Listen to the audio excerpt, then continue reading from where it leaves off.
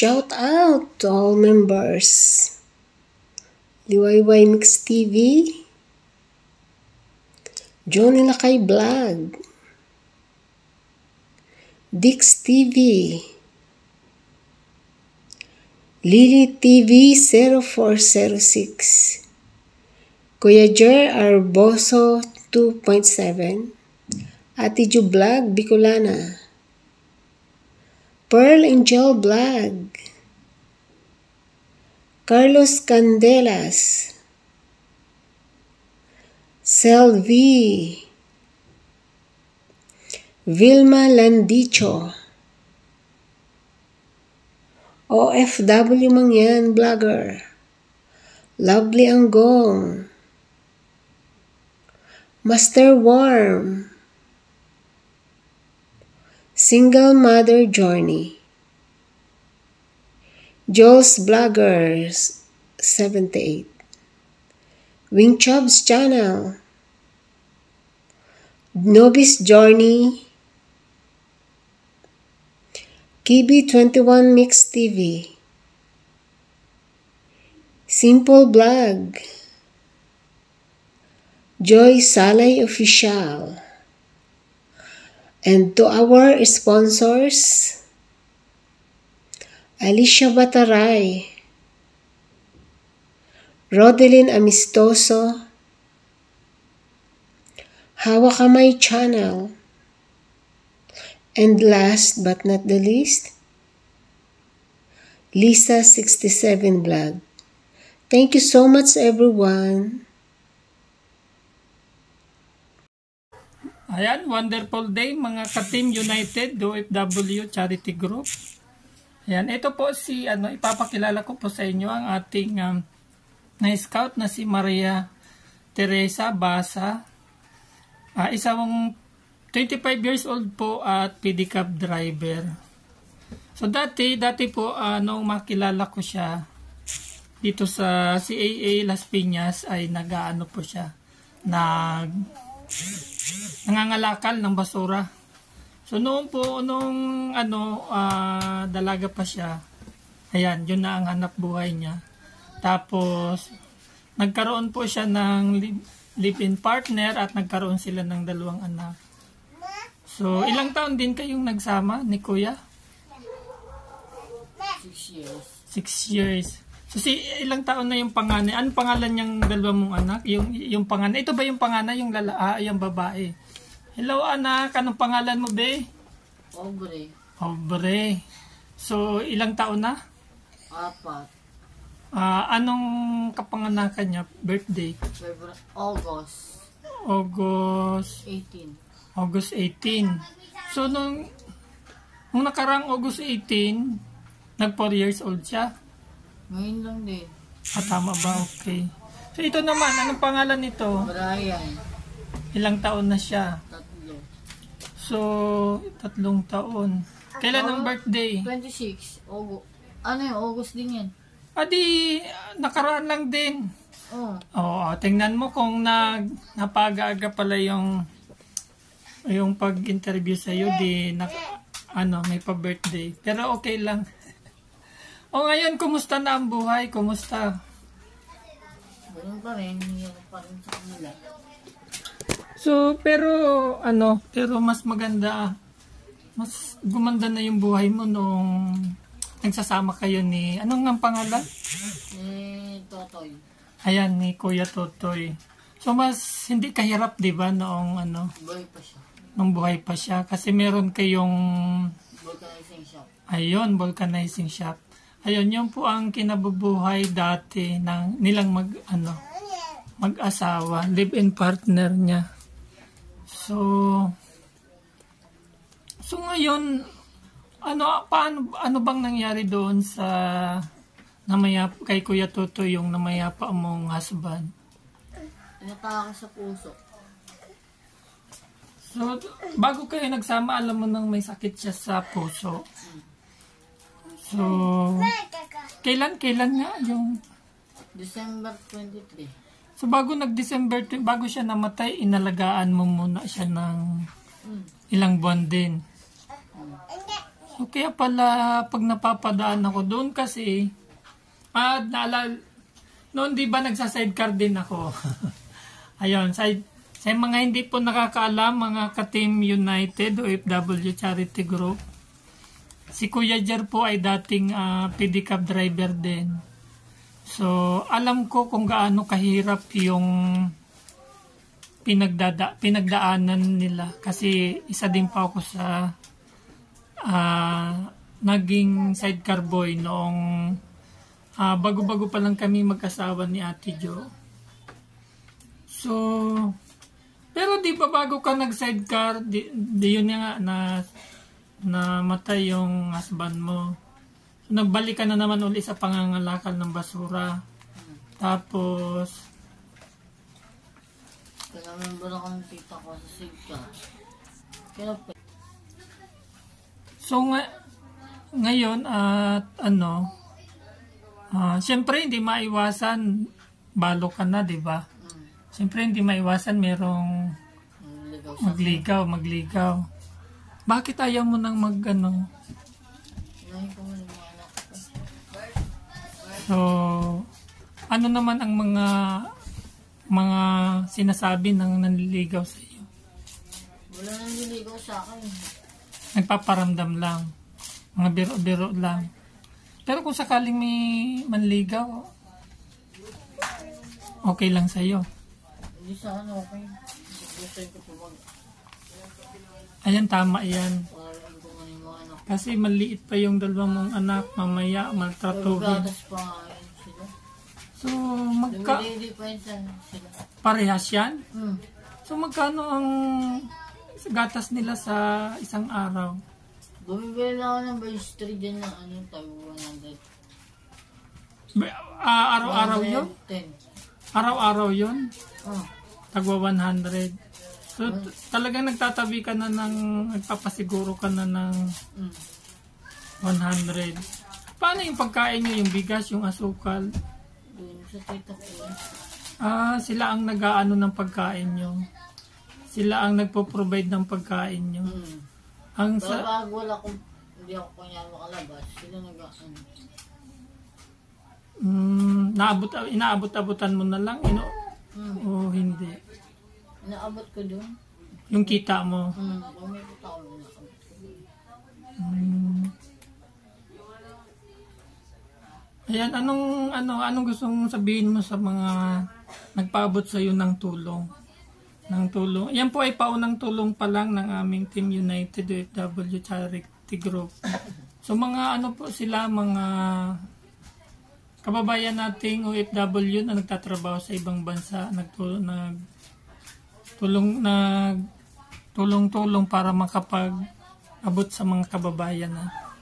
Ayan, anong masasabi mo sa mga nagpaabot sa iyo ng grocery na yan? Marami pong salamat. Sana marami po sila matulungan. So ngayon anong plano mo sa buhay? Makakapag-aral mo anak ko. Igagapang mo sila. And then, kung sakali, anong gusto mong hilingin? Kung sakali, Gusto mong tindahan lang. tindahan o pedicab? Ano Hindi ba? ako magtindahan, tapos mag-shade ka. Kasi ang pagtindahan, marami nang niyan, na yung, Ano ba? oo, hindi tumatagal, nalulugi din. Nauubos yung Kasi,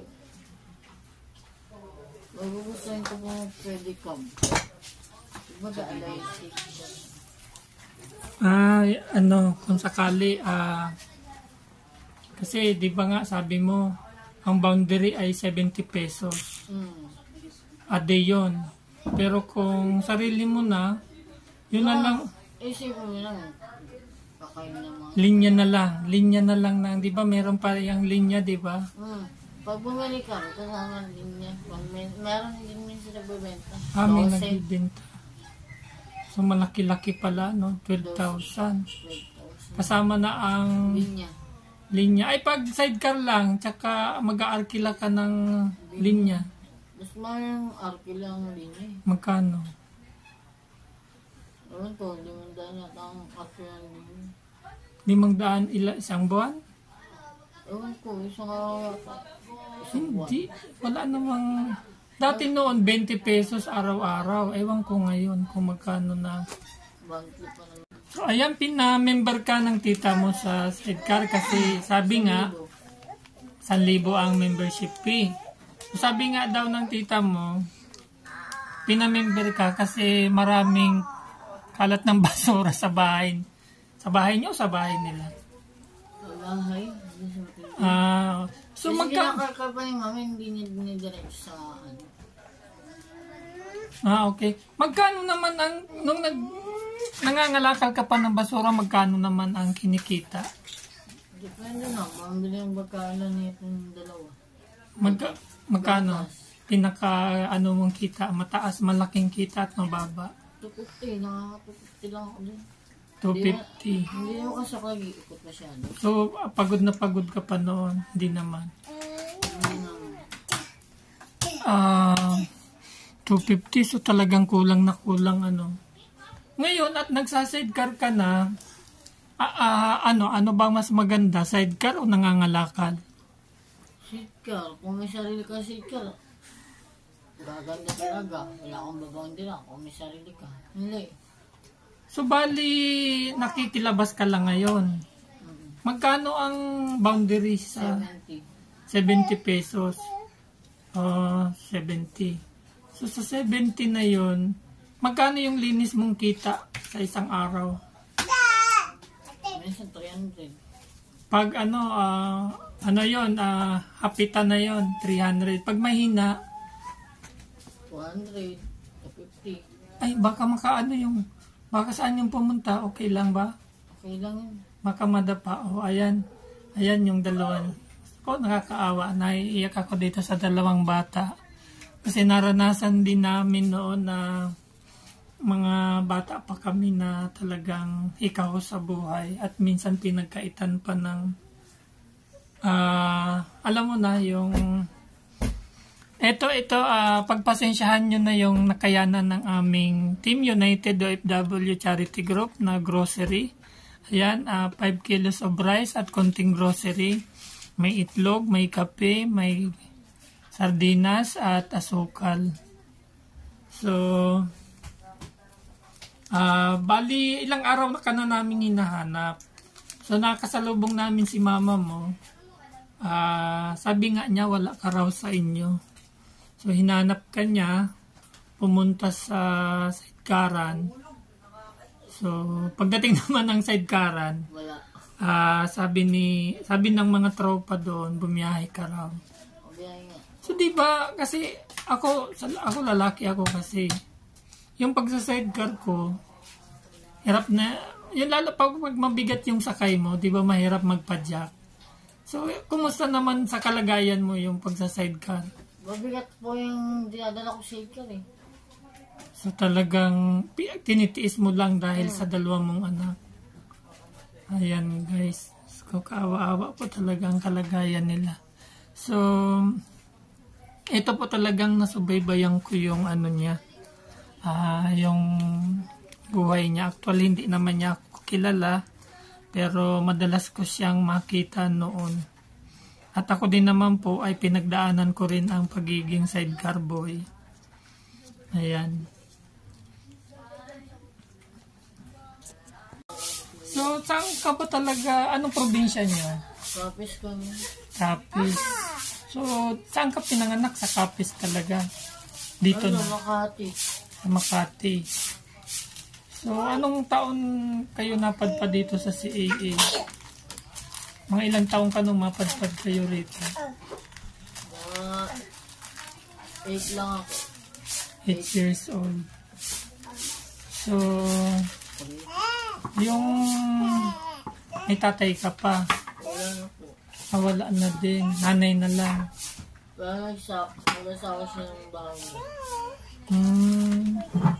So, ganun pa rin, mahirap pa rin ang buhay kahit maganda pa nga yata ang buhay mo nung buhay pa yung mister Oo, mo. ano buhay ko? Buhay ko asawa ko.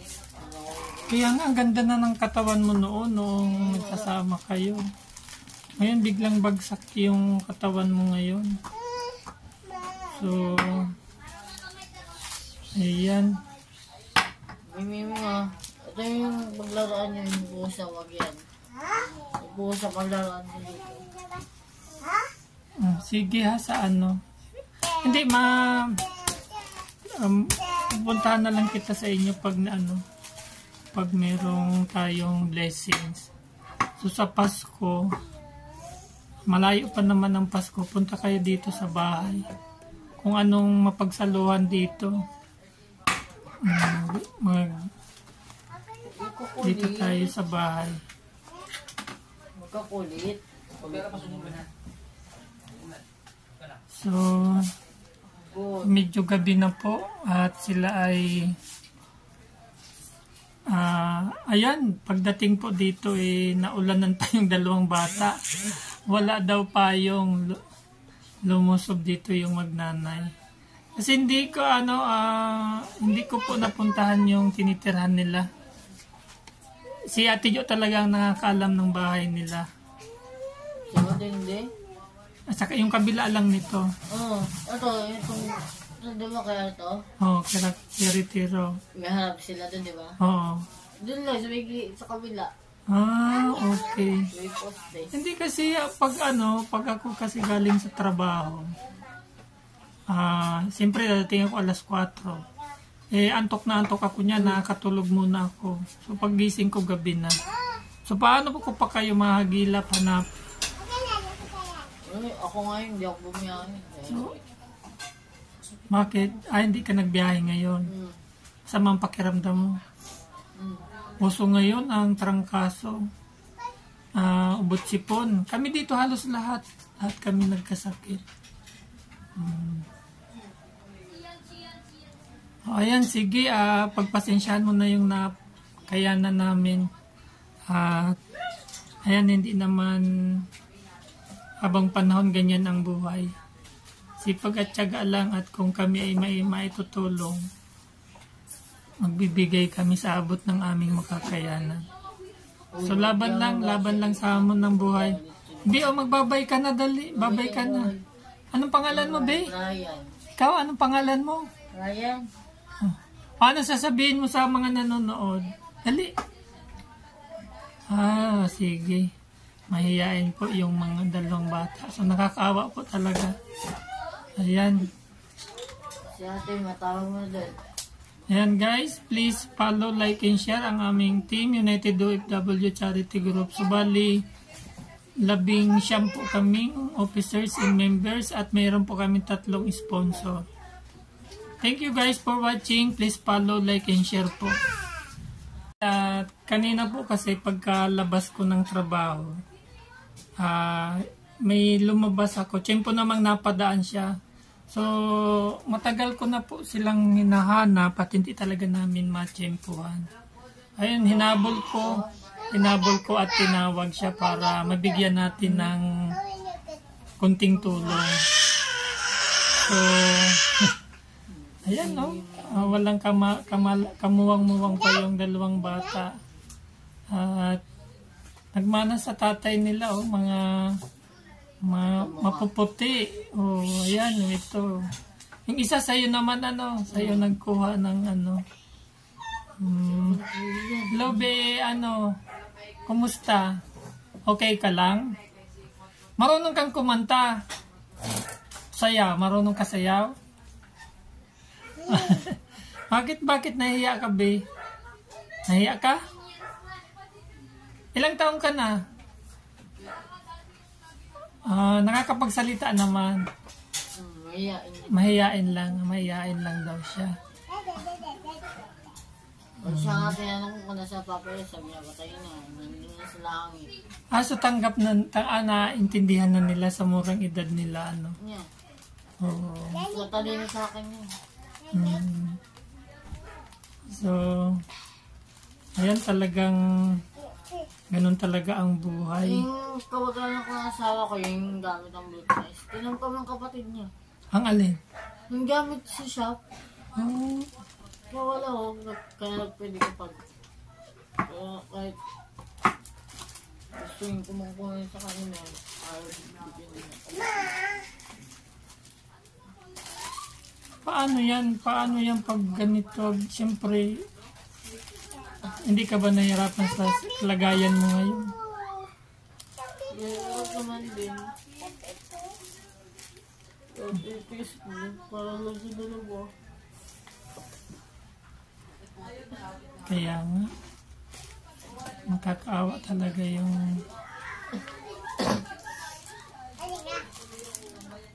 Ang hirap, ano kasi yung buhay pa yung mister mo. Wala. Sa bahay lang din ako. Hindi ka talaga... Wala akong gawain. Ito lang alaga ako. Dalawang bata. Magsaing lang. Siya kasi minsan nagluluto na ako. Ayaw na akong pagluto ng ulan. Talagang ano, nung mawala yung mister mo, talagang parang na kumbaga napilayan ka, di ba? So, hindi naman kayo nahirapan sa pagpalibing, sa mga gastos. Gastos ng kapatid niya. Nasa Amerika. Ang kapatid, yun pa rin hindi ako tutulungan. Simula nung mawala yung mister mo, wala ka nang naanong tulong, Wala. matanggap na tulong sa kanila. So, Wala pala akong nakuha sa kanila. ayan po ang kanyang dalawang anak, kung mga wala pang kamuwang-muwang, kakaawa ang kalagayan. So, syempre, pag may problema ka, kanino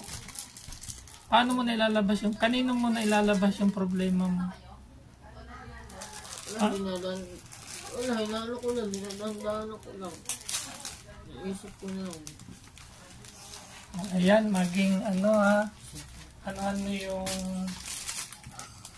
ayan, kumbaga anuhan mo yung hamon ng buhay. So, wag susuko sa hamon ng buhay.